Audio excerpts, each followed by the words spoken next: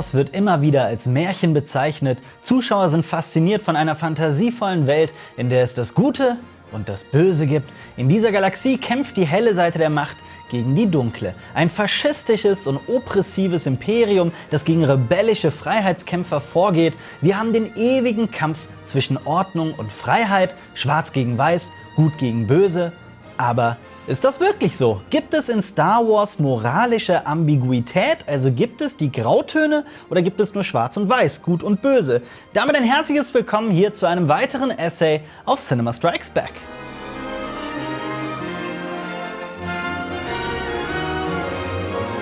Am 24. Mai startet Solo, A Star Wars Story. Jeder wird sagen, natürlich gibt es nicht nur die Guten und die Bösen in Star Wars, denn was ist mit Han Solo, der Weltraumschmuggler, der immer nur genau das tut, was für ihn einen Nutzen hat? Han unterstützt den jungen Luke und seinen Mentor, nur weil ihm viel Geld versprochen wurde. Noch offensichtlicher ist es bei Jango Fett. Jango verfügt über keinerlei Skrupel, wenn es zu seinem Vorteil dient. So scheint er lediglich Mitgefühl für seinen Sohn Boba zu empfinden. Es spricht Bände, dass Boba auch nur ein Klon von Jango Fett ist. Das ist ein wahres Zeichen für Jangos gigantischen Narzissmus. Han Solo und Jango Fett stehen sinnbildlich für den ethischen Egoismus. Das, was ich tun sollte, ist das, was mir etwas nützt. Thomas Hobbes, ein Philosoph aus dem 17. Jahrhundert, sagte bereits, gut nennt der Mensch das, was ihm nützt. Den ethischen Egoismus gibt es in vielen Formen und eine davon lautet, es ist durchaus moralisch zulässig, genau das zu tun, was einem nützt. Das kann aber auch einschließen, dass man nicht nur für sein eigenes Ich handelt und nur für Geld oder was auch immer, sondern dass man da auch seine Familie, seine Freunde und sein gesamtes Umfeld mit einschließt. Diese Form des ethischen Egoismus vertritt nämlich Han. Er handelt für seinen Kumpel Chewbacca, er wird schnell zu einer Art großem Bruder für Luke und wir erkennen schnell, dass er wahre Liebe für Prinzessin Leia empfindet. Genau das unterscheidet ihn von jemandem wie Jango Fett. Han kann wahre und tiefgreifende Freundschaften schließen. Dennoch gibt es immer wieder Momente, in denen Han eigennützig handelt, zum Beispiel wenn er abhaut, um den Hutten Jabba zu bezahlen. Als Han Bespin ansteuert, hat er immer noch den Plan, die Rebellen zu verlassen. So wird offensichtlich, dass Han zwar echte Gefühle für seine Freunde hegt, aber dass er nie wirklich aus Selbstlosigkeit heraus handelt. Er misst den Wert seiner Mitmenschen immer auch daran, was sie ihm an Gefühlen geben und was sie ihm bedeuten. Er handelt für sie, weil sie ihm ein gutes Gefühl geben, aber an diesem Punkt findet Hans großartige Figurenentwicklung statt. Durch die Beziehungen zu Luke und Leia sieht er ein, wie wichtig die Mission der Rebellen ist. Ihm wird bewusst, dass es hier um eine Sache geht, die größer ist als sein gigantisches Ego und dass er bescheidener agieren und denken muss. So wirft er seinen ethischen Egoismus über Bord und gibt sich dem großen Ziel der Freiheitskämpfer hin. So entwickelt sich Han von einem arroganten und egoistischen Schmuggler zu jemandem, der anderen Leuten einen moralischen Weg aufzeigt, als ein Anführer der Rebellenallianz.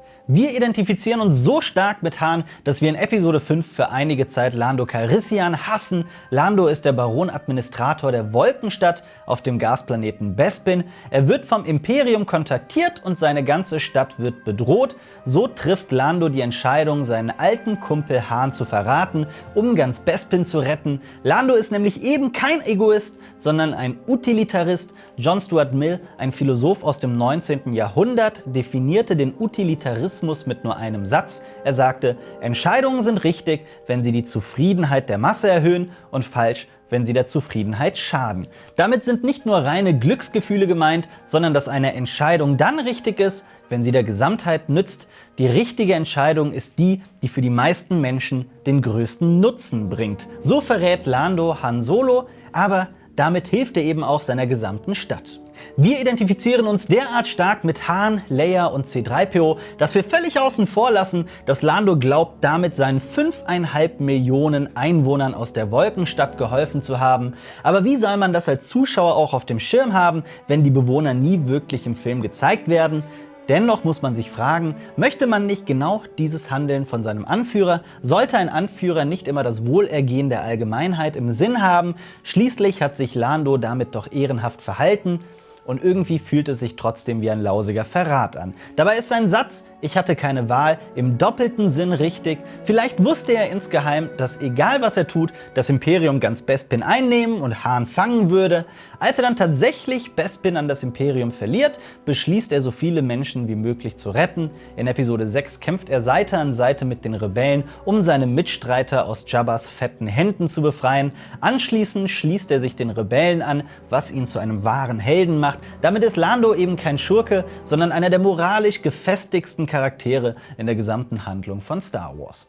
Dasselbe Bild möchte Count Dooku von sich abgeben. So wird er als politischer Idealist eingeführt und nicht als Mörder oder Verräter oder sonst was. Der Jedi-Meister offenbart Obi-Wan, dass die Republik von einem Darth Sidious unterwandert wurde und dass hunderte Senatoren unter dessen Einfluss stehen. Die einzige Chance, die geheime Herrschaft der Sith zu zerstören, sei es, den Senat zu vernichten und die Republik abzuschaffen. Genau darin könnte eine gigantische Tragik liegen. Obi-Wan und Count Dooku wollen beide das Beste für die Allgemeinheit. Dooku sieht, dass die Regierung gescheitert ist und korrumpiert wurde. Obi-Wan hingegen vertraut blind dem Rat der Jedi. Er hält sein Wissen und die Autorität der Jedi für unerschütterlich. Count Dooku weiß aber, dass große Taten notwendig sind, um das Böse aufzuhalten. Beide handeln im besten Interesse, aber einer von ihnen kämpft, ohne es selber so richtig zu ahnen, für das Böse.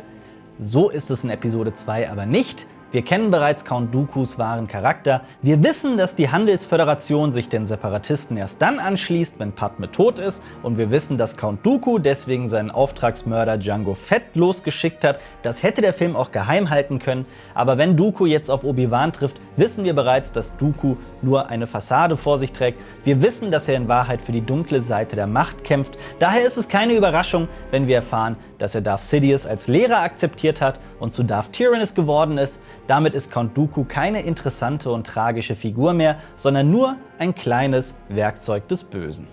Star Wars ist aber vor allem die Geschichte über einen jungen und sehr begabten Jedi, der sich der dunklen Seite der Macht hingibt. Anakin Skywalker dürfte doch der Inbegriff der moralischen Ambiguität sein. Schließlich entwickelt er sich von einem gutherzigen, liebenswürdigen und unschuldigen Jungen zum wichtigsten und brutalsten Diener des Imperators. Es ist doch die Figurenentwicklung von Gut zu Böse.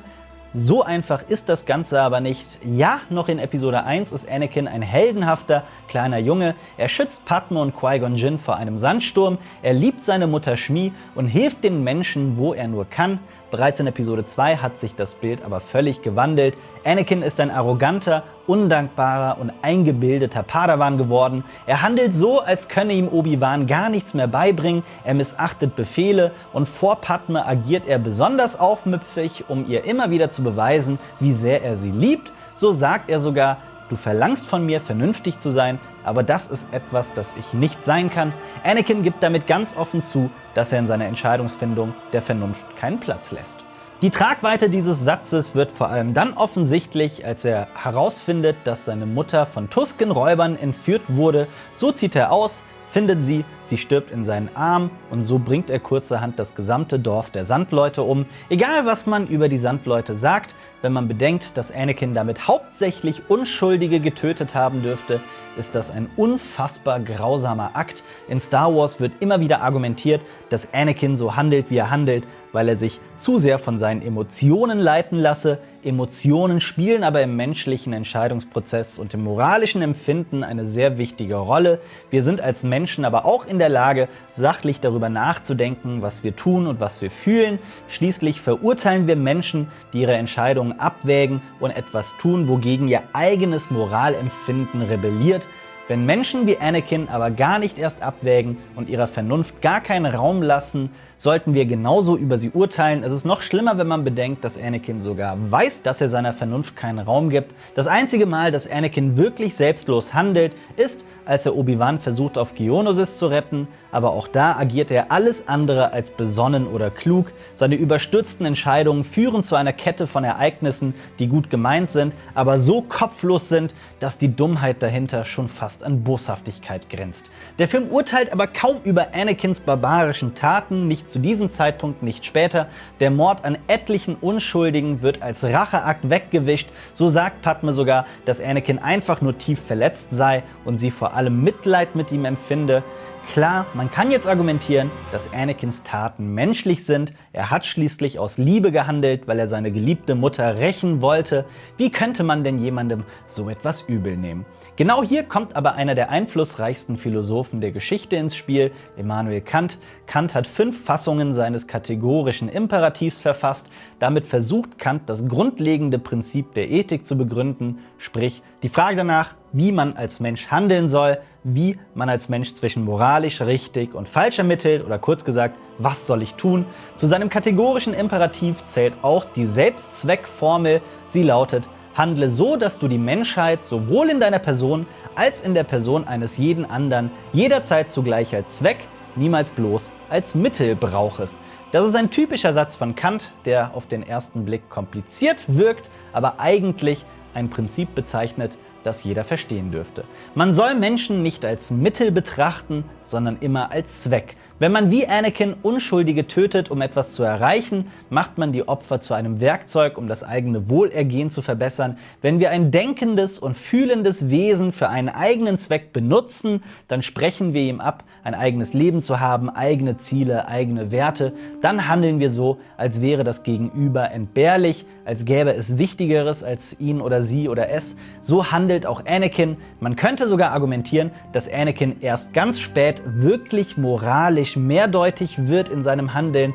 Zusammen mit seinem Sohn möchte er ja den Konflikt zwischen Imperium und Rebellen beenden, um Frieden und Ordnung über die Galaxie zu bringen. Luke fühlt schließlich auch das Gute in ihm. So trifft Anakin als Darth Vader am Ende eine große Entscheidung. Als der Imperator Luke töten möchte, wirft er ihn in den Schacht und wird dabei tödlich verletzt. Als Zuschauer fühlt sich das an, als habe Darth Vader am Ende doch noch zur hellen Seite der Macht zurückgefunden.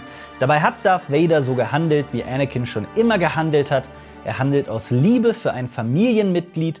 Der Unterschied zum Racheakt an den Sandleuten ist aber, dass er diesmal nur den getötet hat, der auch tatsächlich schuldig ist. So hat Darth Vader am Ende der gesamten Galaxie geholfen, auch wenn das Motiv seiner Handlung vielleicht nicht gerade selbstlos war. Star Wars ist kein Märchen, das nur Gut und Böse kennt, nur ein Sith denkt in Absoluten. Es gibt sie, die Figuren, die die moralischen Grautöne in sich tragen. Ob wir jetzt eine Figur haben, die durch und durch böse ist und aus ethisch-egoistischem Antrieb was Gutes tut, oder eine Figur, die böse ist, aber so tut, als wäre sie gut, um das Gute der anderen Figuren gegen sie auszunutzen, oder Figuren, die einfache und egoistische Entscheidungen treffen, die sich auf den zweiten Blick aber als moralisch komplexe Dilemmata herausstellen, oder natürlich Figuren, die ihre egoistischen Tendenzen ablegen, um für eine Sache zu kämpfen, die größer ist als sie selbst. Wenn es um die Frage nach Moralität geht, ist selbst ein Universum wie das von Star Wars mehr als nur gut gegen böse, sondern genauso verworren und komplex wie unsere Realität. Daher bin ich sehr gespannt darauf, wie Han Solo im neuesten Star Wars Abenteuer Solo: A Star Wars Story dargestellt wird. Der Film startet am 24. Mai 2018 in unseren Kinos. Wenn euch dieser Essay gefallen hat und ihr jetzt mehr von uns sehen wollt, was so in die Richtung geht, dann checkt doch unbedingt mal unser Video über die Magie und Psychologie des Filmschnitts. Das war eines meiner persönlichen Lieblingsvideos bisher. Lasst euch das auf gar keinen Fall entgehen und abonniert uns unbedingt auf unserem Kanal hier, Cinema Strikes Back, und macht die Glocke an, um keines unserer Videos zu verpassen. Ansonsten hoffe ich, dass wir uns bald wiedersehen, hier auf Cinema Strikes Back mit mir, dem Alper. Möge die Macht mit euch sein.